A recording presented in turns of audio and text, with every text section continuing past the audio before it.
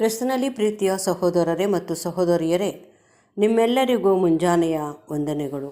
ಕ್ರಿಸ್ತನ ಜೀವಿತ ಪಾಠದ ಹೆಸರು ಒಳ್ಳೆಯ ರೀತಿಯ ಅರಿಕೆಗೆ ಪ್ರತಿಯಾಗಿ ಕೆಟ್ಟ ಅರಿಕೆ.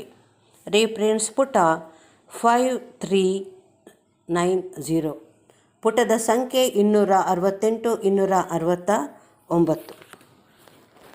ಒಂದು ದೊಡ್ಡ ಗುಂಪು ರಕ್ಷಕನನ್ನು ಸುತ್ತುವರಿದು ಯಾವ ಮನುಷ್ಯನು ಮಾತನಾಡದ ರೀತಿಯಲ್ಲಿ ಮಾತನಾಡುತ್ತಿದ್ದವನನ್ನು ಕೇಳಲು ಉತ್ಸುಕರಾಗಿದ್ದರು. ಜನರ ಗುಂಪನ್ನು ನಿರ್ಲಕ್ಷಿಸಿ ಯೇಸು ತನ್ನ ಶಿಷ್ಯರಿಗೆ ಹೀಗೆ ಹೇಳಿದ್ದನು: ಫರಿಸಾಯರ ಕಪಟವೆಂಬ ಹುಳಿಹಿಟ್ಟಿನ ವಿಷಯದಲ್ಲಿ ಜಾಗರೂಕರಾಗಿರ್ರಿ. ಇಲ್ಲಿ ಮತ್ತು ಎಲ್ಲೆಡೆ ತನ್ನ ಬೋಧನೆಗಳಲ್ಲಿ ಯೇಸುವು ಹುಳಿಹಿಟ್ಟನ್ನು ಒಂದು ದುಷ್ಟ ಭಾವಕ್ಕೆ ಸಂಕೇತವಾಗಿ ಅಥವಾ ಸಚಿತ್ರ ನಿದರ್ಶನವಾಗಿ ಉಪಯೋಗಿಸಿರುವನು. ಹುಳಿ ಹಿಟ್ಟನ್ನು ಯಾವುದೇ ಒಂದು ಒಳ್ಳೆಯದನ್ನಾಗಲಿ ಅಥವಾ ಶುದ್ಧವಾದುದನ್ನಾಗಲಿ ಸೂಚಿಸುವುದಕ್ಕೆ ಬಳಸಿರುವ ಒಂದು ನಿದರ್ಶನವಾಗಲಿ ನಮಗೆ ತಿಳಿದಿರುವುದಿಲ್ಲ. ಪಸ್ಕ ಹಬ್ಬದ ಸಮಯದಲ್ಲಿ ಯಹೂದ್ಯರು ಇದನ್ನು ಬಳಸುವುದನ್ನು ನಿರ್ಬಂಧಿಸಲಾಗಿದ್ದು, ಹೀಗೆ ಇದು ಪಾಪವನ್ನು ವಿಸರ್ಜಿಸುವುದಕ್ಕೆ ಸಂಕೇತವಾಗಿತ್ತು. ಆ ಸಮಯದಲ್ಲಿ ವಿದ್ಯಾವಂತರಾಗಿದ್ದ ಫರಿಸಾಯರು ಅಭ್ಯಾಸಿಸುತ್ತಿದ್ದ ಕಪಟವು ಹುಳಿ, ಅಶುದ್ಧತೆ, ಪಾಪಗಳಾಗಿದ್ದು ಅವರ ಪ್ರಭಾವವನ್ನು ಕಲುಷಿತಗೊಳಿಸಿದ್ದವೆಂದು ಯೇಸುವು ತಿಳಿಸಿದ್ದನು. ಆತನು ಶಿಷ್ಯರು ಪ್ರಾಮಾಣಿಕರು, ಯಥಾರ್ಥರು, ಶುದ್ಧರು, ವ್ಯರ್ಥ ಮಾತುಗಳಿಂದ ಮತ್ತು ಮೋಸಗಳಿಂದ ಮುಕ್ತರೂ ಆಗಿರಬೇಕು.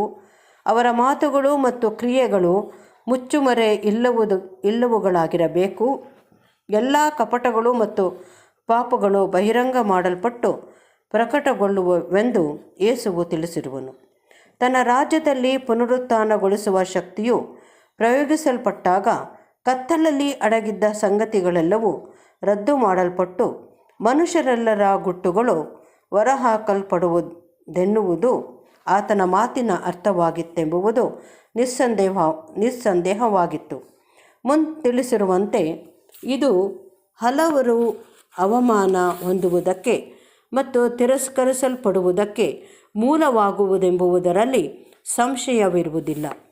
ಹೀಗೆ ಕೆಲವರು ಪುನರುತ್ಥಾನದಲ್ಲಿ ಎದ್ದು ಬಂದು ಆಕಾಶದ ನಕ್ಷತ್ರಗಳಂತೆ ಹೊಳೆಯುವರೆಂದು ಮತ್ತು ಇತರರು ನಿಂದನೆ, ನಿತ್ಯ ತಿರಸ್ಕಾರಗಳನ್ನು ಹೊಂದುವರೆಂದು ನಾವು ಓದಿದ್ದೇವೆ. ಹೀಗಾದರೂ ಇಬ್ರಿಯ ಭಾಷೆಯ ಪಠ್ಯಭಾಗವು ಇದನ್ನು ಒಂದು ದೀರ್ಘಕಾಲದ್ದೆಂದು, ಆದರೆ ನಿತ್ಯವಾಗಿರುವಂಥದ್ದಲ್ಲವೆಂದು ಸೂಚಿಸುವುದೆಂಬುದನ್ನು ತಿಳಿಯುವುದು ಒಂದು ಆದರಣೆಯ ಮಾತಾಗಿರುವುದು. ನಿಂದನೆ, ತಿರಸ್ಕಾರ ಸ್ಥಿತಿಯು ನಿಂದಾಸ್ಪದವಾದ ಮತ್ತು ತಿರಸ್ಕಾರ ಹೊಂದುವ ಪರಿಸ್ಥಿತಿಗಳು ಇರುವವರೆಗೂ ಮುಂದುವರಿಯುವುದು. ಅಂದರೆ ವ್ಯಕ್ತಿಯು ಸುಧಾರಣೆಯಾಗುವವರೆಗೂ ಅಥವಾ ವೈಫಲ್ಯಗಳು ಎರಡನೆಯ ಮರಣದಲ್ಲಿ ವ್ಯಕ್ತಿಯು ನಾಶವಾಗುವವರೆಗೂ ಮುಂದುವರಿಯುವುದು. ಹಿಂಸೆಗಳಿಗೆ ಹೆದರಬೇಡಿರಿ. ಜೀವನದಲ್ಲಿ ಪ್ರಾಮಾಣಿಕರಾಗಿರುವುದು ತನ್ನ ಶಿಷ್ಯರಿಗೆ ಕಪಟಿಗಳಿಂದ ಹಿಂಸೆಯನ್ನು ಬರಮಾಡುವುದೆಂದು, ಆದರೆ ಹಿಂಸೆಗಳು ಅವರ ಮರಣವನ್ನು ಫಲಿಸುವುದಾದರೂ ಅವರು ಅದಕ್ಕೆ ಹೆದರಬಾರದೆಂದು ಯೇಸುವು ತಿಳಿಸಿದ್ದನು. ಈಗಿನ ಜೀವಿತವು ಅತ್ಯುತ್ತಮ ಸ್ಥಿತಿಯಲ್ಲಿದ್ದರೂ ಅದು ಕೇವಲ ಕ್ಷಣಿಕವಾದದ್ದು.